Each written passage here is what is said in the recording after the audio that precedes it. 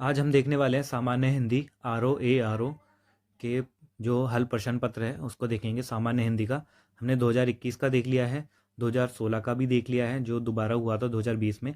अब हम देख रहे हैं 2016 का जो कि कैंसिल हो गया था। ये हमारे दूसरी वीडियो है, दूसरा पार्ट है। इसमें हम प्रश्न नंबर 21 से आगे से शुरू करेंगे। 20 प्रश्न हमने देख लिए हैं और जिन्होंने नहीं देखा है वो आप जाके देख सकते हैं।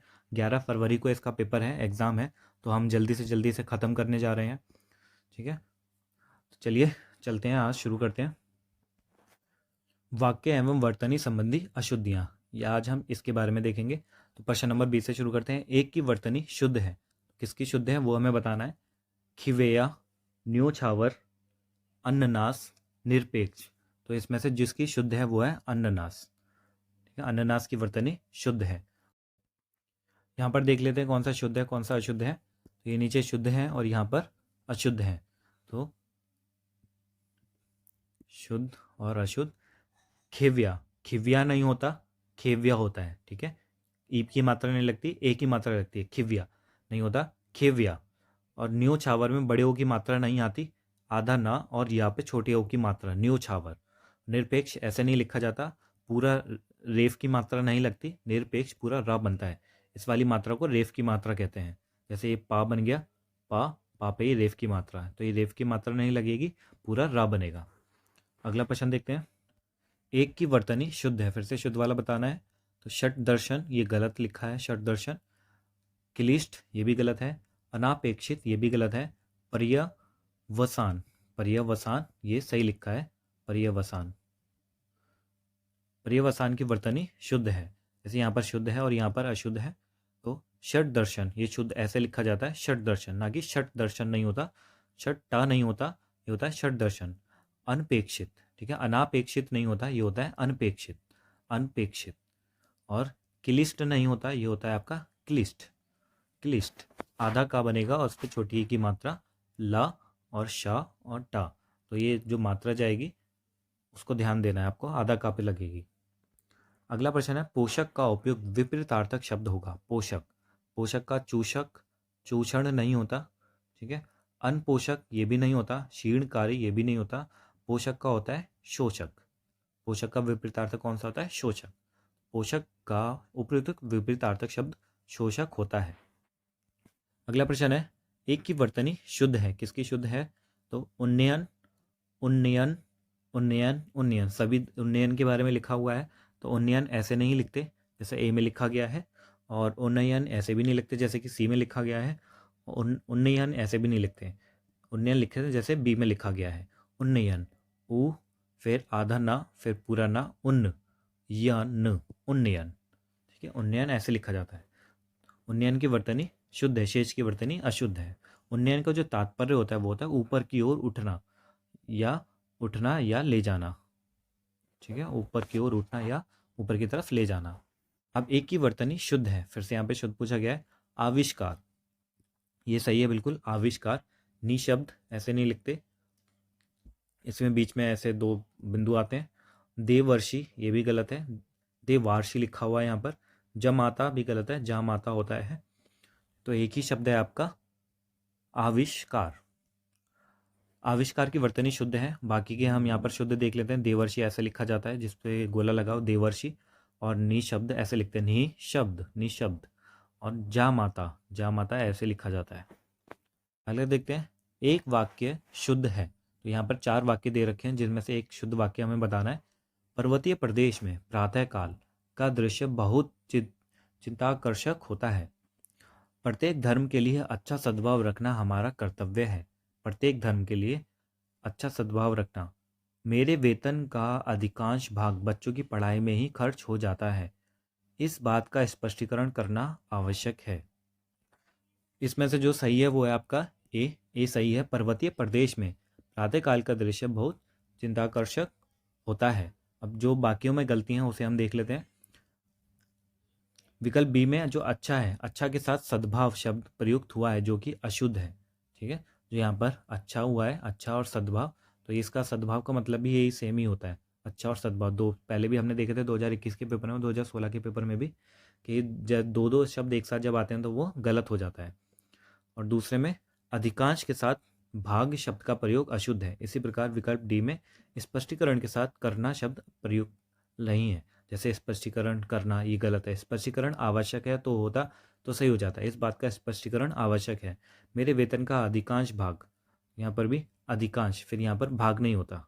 ठीक है, मेरे वेतन का अधिकांश बच्चों की पढ़ाई में ही खर्च हो जाता है। तो इस तरीके से दो दो शब्द यहाँ पर आ रहे हैं जो कि गलत है। यहाँ पर ऐसा होता है, प्रत्येक धर्म के लिए सद्भाव रखना हमारा कर्तव्य है। अगला प्रश्न देखते हैं। एक की वर्तनी शुद्ध है, किसकी शुद्ध है? राज्य महल, राजमहल नहीं होता, राजमहल होता है। कोमलांगिनी, कोमलांगी होता है, कोमलांगिनी नहीं होता। निरोग, निरोग भी गलत है, इसकी स्पेलिंग गलत है। और अक्षोहिणी, एक ही बचा जो कि सही है, वो है अक्षोहिणी। तो अक्षोहिणी सही लिखा गया है। तो यहाँ पर ही शुद्ध रूप बताए गए हैं। राज्य महल ऐसे लिखते हैं, राजमहल। और कोमलांगिनी, कोमलांगी होता है, कोमलांगी। और निरोग ऐसे लिखते हैं, निरोग। ना पे बड़ी एक ही मात्रा बनती है, निरोग। अगला प्रश्न देखते हैं। एक वाक्य शुद्ध है, यहाँ पर एक शुद्ध वाक्य बताना है पहले के जैसे। यह तो अच्छा हुआ कि चोरों का पदार्पण होते ही मैं जाग गया। अच्छे लेखन के लिए शब्द संयम आवश्यक है। कक्ष में असंख्य जनसमूह उपस्थित था।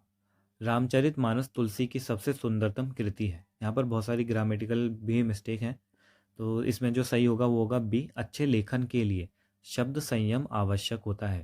जो शब्द संयम होता है वो आवश्यक होता है। इसमें क्या क्या गलतियां देख लेते हैं। विकल्प में पदार्पण के साथ होते ही अशुद्ध है। यहाँ पर जो लिखा है पदार्पण होते ही, ठीक है, होते ही, दो शब्द एक साथ आ गए हैं। फिर असंख्य के साथ जनसमूह का शब्द का प्रयोग अशुद्ध है। असंख्य के साथ जनसमूह, क्योंकि असंख्य और जनसमूह एक ही जैसा लगता है। फिर यहाँ पर सबसे के साथ सुंदरतम का प्रयोग अशुद्ध है। सबसे, और मैंने आपको जब डिग्री बताया था, जो सुपरलेटिव डिग्री होती है, तो उसमें दोनों का यूज़ हो गया। सुंदरतम ये एक सुपरलेटिव डिग्री है, तो इसमें सबसे का यूज़ नहीं होगा। सुंदरतम कृति है ऐसे लिखा जाता। रामचरितमानस तुलसी की सुंदरतम कृति है, कृति है। अगला प्रश्न देखते हैं। अगला प्रश्न देखते हैं। एक वाक्य शुद्ध है, फिर से यहाँ पर वही वैसा ही प्रश्न है, शुद्ध है। खेत जोतने के पारंपरिक उपादान हल का स्थान अब ट्रैक्टर ने ले लिया है। निरपराधी के विरुद्ध दंडात्मक कार्यवाही का किया जाना दुर्भाग्यपूर्ण है। श्रीमती रेड्डी जिस स्तर की नृत्यांगना है, उनके पति उस स्तर के नृत्यांगन नहीं है। शिक्षा प्रणाली जनोपयोगी नहीं होनी चाहिए। शिक्षा प्रणाली जनोपयोगी होनी चाहिए, जन के लिए उपयोगी होनी चाहिए। तो यही है जो सबसे सही लिखा गया है। बाकी में बहुत सारी गलतियां हैं, चलिए देखते हैं क्या क्या गलतियां हैं। तो एक में जो उपादान शब्द का प्रयोग अशुद्ध है, ठीक है, विकल्प एक में जो उपादान है उसका शब्द का उपयोग गलत है। यहाँ पर उपादान का तात्पर्य व्यवहार में आने वाली वस्तुओं के बनाने की सामग्री से है, और यहाँ पर वो व्यवहार में आने वाली वस्तु के बनाने की सामग्री से है। विकल्प बी में क्या है, प्रयुक्त निरपराधी के स्थान पर निरपराध शब्द प्रयुक्त होना चाहिए। निरपराधी का मतलब क्या होना चाहिए था, निरपराध। और जो तीसरा विकल्प है नृत्यांगना, नृत्यांगन शब्द के स्थान पर नर्तक का शब्द प्रयुक्त होना चाहिए, क्योंकि जो डांस करता है, जो मेल डांसर होता है, उसको नर्तक बोला जाता है, ना कि नृत्यांगन।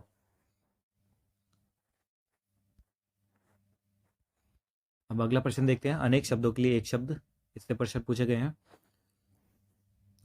मदिरा पीने का प्याला, मदिरा पीने का प्याला के लिए एक शब्द है। मदिरा को जो पीते हैं उसका जो शब्द होता है प्याले को क्या बोला जाता है, चषक। ठीक है, मदिरा जो पीने का प्याला होता है उसे चषक बोला जाता है। मदिरा पीने के प्याला के लिए एक शब्द है चषक। और चषक एक विशेष प्रकार का प्याला होता है जिसमें मदिरा या अन्य द्रवों को पिया जाता है। इसमें अक्सर बीच में एक तंग गर्दन होती है और नीचे एक चौड़ा हिस्सा होता है जिस पर इसे टिकाया जाता है। अगला प्रश्न देखते हैं। जो स्त्री के वशीभूत हो, स्त्री के वशीभूत है के लिए एक शब्द है, तो उसे स्त्री प्रेमी नहीं बोलते उसे, और जो स्त्री से प्यार करता है उसे बोलते हैं स्त्री प्रेमी, उसे बोलते हैं स्त्रीण। ठीक है, जो स्त्री के वशीभूत होता है उसे स्त्रीण बोलते हैं। स्त्रियोचित और त्रियावशी ये नहीं कहा जाता। जो स्त्री के वशीभूत है इसके लिए एक शब्द है स्त्रीण। स्त्रियोचित का तात्पर्य स्त्रियों के समान गुण वालों से है। ठीक है, स्त्रियों के समान गुण जिसके होते हैं उसको बोला जाता है स्त्रियोचित, जबकि जो स्त्री से प्रेम करता है उसे बोला जाता है स्त्री प्रेमी। अगला प्रश्न है। एक वाक्य शुद्ध है, फिर से इसमें शुद्ध बताना है आपको। भारतवर्ष के अतीत में कई निर्दयी शासक हुए हैं। भारतवर्ष के अतीत में, ठीक है, तो यहाँ पर ये गलत है, निर्दयी शासक हुए हैं, निर्दयी नहीं होता, निर्दय होता है। एकत्रित भीड़ जय जयकार कर रही है, एकत्रित भीड़ जय जयकार कर रही है, तो ये भी गलत है। गांधी जी चरखा चलाते थे, ये आपका सही सेंटेंस है, गांधी जी चरखा चलाते थे। अगला देखते हैं, एक एक करके प्रत्येक छात्र कक्षा से निकल गए। ठीक है, यहाँ पर एक एक और प्रत्येक दोनों नहीं आ सकते थे। यहाँ पर हम देख लेते क्या गलत है। गांधी जी चरखा चलाते हैं, ये वाक्य बिल्कुल सही है। निर्दयी के स्थान पर निर्दय शब्द का प्रयोग होना चाहिए। यहाँ पर जो निर्दयी है, निर्दयी के बदले क्या होना चाहिए था, निर्दय शासक हुए हैं। और जो एकत्रित शब्द का प्रयोग अनुचित है, जबकि यहाँ पर एकत्रित गलत है, एकत्रित भीड़ जय जयकार कर रही है। और विकल्प जो डी में है, इसमें एक एक और प्रत्येक दोनों का एक साथ प्रयोग अनुचित है, तो एक एक और प्रत्येक यहाँ पर नहीं होना चाहिए था। यहाँ पर लिखना चाहिए था एक एक करके छात्र कक्षा से निकल गए, ऐसे होना चाहिए था। अगला प्रश्न देखते हैं, एक वाक्य शुद्ध है, कौन सा वाक्य शुद्ध है। स्वामी विवेकानंद का भाषण सुनकर उपहास उड़ाने वाले अमेरिकियों पर घड़ों पानी पड़ गया। दूसरा, बाजार का साप्ताहिक अवकाश सोमवार को रहता है, बाजार का साप्ताहिक अवकाश सोमवार को रहता है। और वह दुखी स्त्री वैधव्यता का जीवन बिता रही है। मैं सपरिवार सानंदित हूँ, तो इसमें से जो आपका सही है वो है आपका ए, स्वामी विवेकानंद का भाषण सुनकर उपहास उड़ाने वाले अमेरिकियों पर घड़ों पानी पड़ गया। अब जिसमें इसमें क्या क्या कमियां है उसको देख लेते हैं हम। जो अवकाश आ रहा है, अवकाश के स्थान पर बंदी शब्द प्रयुक्त होना चाहिए था, और वैधव्यता के साथ स्त्री का प्रयोग निरर्थक है। ठीक है, वैधव्यता। और सानंदित के स्थान पर आपका आना चाहिए था आनंदित। अगला प्रश्न देखते हैं, सवाल जवाब, बहस, हुज्जत या दिए गए उत्तर पर उत्तर के लिए एक जो शब्द होता है उसे बोला जाता है प्रत्युत्तर। ठीक है, प्रत्युत्तर बोला जाता है ना, कि शब्द सवाल जवाब होते हैं तो उत्तर पे जब उत्तर दिया जाता है तो प्रत्युत्तर होता है। तो सवाल जवाब, बहस, हुज्जत या दिए गए उत्तर पर उत्तर के लिए एक शब्द होता है प्रत्युत्तर। उत्तरण का तात्पर्य तैरकर या नाव आदि के द्वारा जलाशय पार करना होता है। जो उत्तरण होता है, यहाँ पर उत्तरण दिया गया है बी में, उसका अर्थ होता है आपका तैरकर या नाव आदि के द्वारा जलाशय पार करना होता है। जबकि उत्तरोत्तर का तात्पर्य क्रमागत रूप से आगे बढ़ते जाना होता है।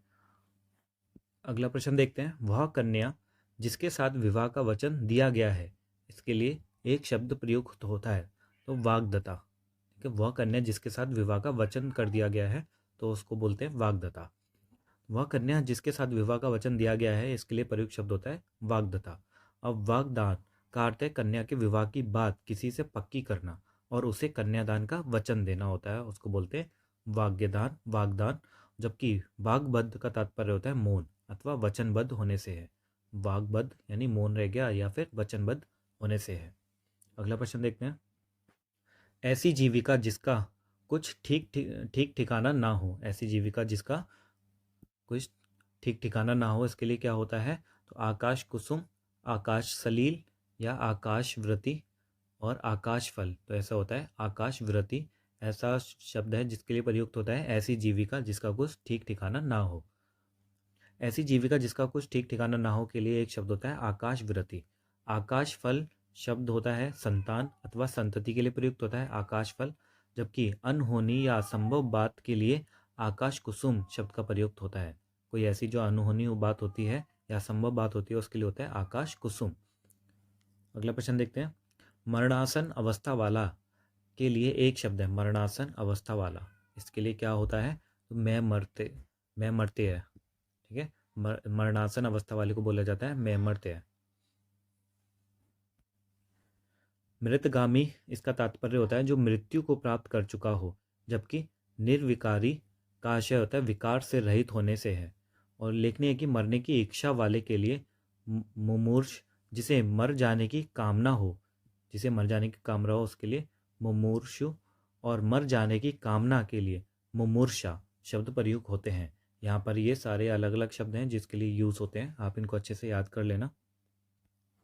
अगला प्रश्न देखते हैं, जिसे अपनी जगह से अलग कर दिया गया हो, इसके लिए कौन सा शब्द होता है, अपनी जगह से अलग कर दिया, विस्थापित। कहते हैं उसे विस्थापित कर दिया गया है, तो यही चीज़ है विस्थापित, जिसे कर दिया गया है उसका होता है जिसे अपनी जगह से अलग कर दिया गया हो। जिसे अपनी जगह से अलग कर दिया गया हो के लिए एक शब्द है विस्थापित। जबकि संस्थापित का मतलब होता है संचित या इकट्ठा करना। अथवा चलाया या प्रचलित किया हुआ से है। अगला प्रश्न देखते हैं, बुरे उद्देश्य से की गई गुप्त मंत्रणा। बुरे उद्देश्य से की गई गुप्त मंत्रणा के लिए एक शब्द है तो दुर्तिक्रम, दुर्भिसंधि, दुर्भिसंधि ये होता है दुर्भिसंधि, दुर्भि और संधि, दुर्धिगम नहीं होता, दुर्भियोजन भी नहीं होता। तो बुरे उद्देश्य के साथ की गई गुप्त मंत्रणा के लिए होता है दुर्भिसंधि। किसी को संकट में डालने के लिए बनाई जाने वाली योजना को कहते हैं दुर्भियोजन। और जिसका अतिक्रमण या उल्लंघन सहज में ना हो सके के लिए शब्द होता है दुर्तिक्रम। ये बहुत सारे शब्द हैं जो आपको ध्यान में रखने हैं। अब हम पढ़ेंगे तत्सम और तद्भव, ये हम अगली वीडियो में देखेंगे। ठीक है, तो चलिए मिलते हैं अगली वीडियो में, तब तक के लिए बाय बाय।